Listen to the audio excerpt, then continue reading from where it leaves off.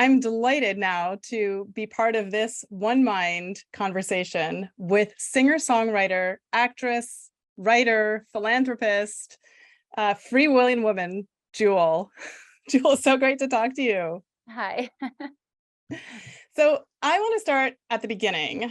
As you were growing up in Alaska, your entree into the world of musical performance came when you were singing duets with your dad in roadhouses and taverns. Can you tell us a little bit about that? I mean, it must have been such a lesson in human behavior. Yeah, my family was very musical, all of my aunts and uncles. It was really just part of my family's culture. My grandmother had been an aspiring opera singer and poetess in Europe, but decided to leave everybody that she knew and loved and have kids in a free country.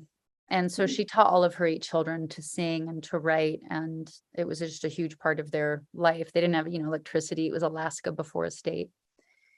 And so all of them grew up writing, and they're just incredibly talented, frankly, all of them. My dad really picked up where his mom left off, and he became a professional musician. He made several albums, and was singing in hotels for tourists with my mom. Hmm. And I would sing as a little girl as part of that dinner show. And then when my mom left when I was 8, my dad and I became a duet. And I was a background singer. I sang harmony, and he was, singing lead, him and his guitar.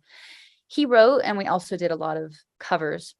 When my mom left when I was 8, it was obviously really painful. We moved back to Homer. My dad began drinking and becoming abusive. And so obviously it was a really painful time for me. And in the bars, I'm a real visual person, and I just kept seeing these things that tied all of us together. I was in pain, and I could recognize everybody else was in pain. I could tell. Hmm. And everybody was dealing with it in different ways. Some people were drinking, and some people were raging, just that red-faced screaming, like crazy Yeah. would happen in a bar room. Some women would just compromise everything for a sweaty, drunken compliment. Hmm.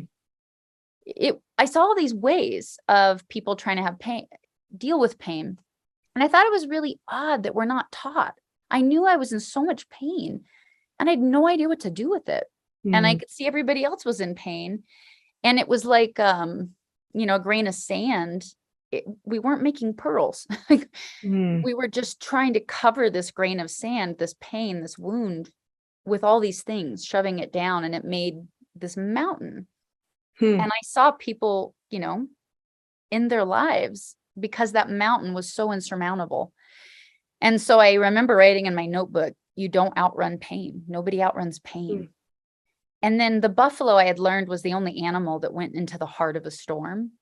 And so I remember writing down, be the buffalo, Hmm. and to try and just deal with my pain as it came, and to move toward it instead of away from it. Try not to cover it up, but try to excavate it. And I was journaling a lot at the time, and I noticed my writing always just relieved the pressure. It just was like a pressure cooker, and it just was letting that valve enough that it was survivable, it was tolerable. And fascinatingly, when I wrote, I saw patterns I didn't notice before, and I kind of learned things I didn't realize I had noticed. And so for me, that kind of became my way, my hope, sort of, out of the pain I was in.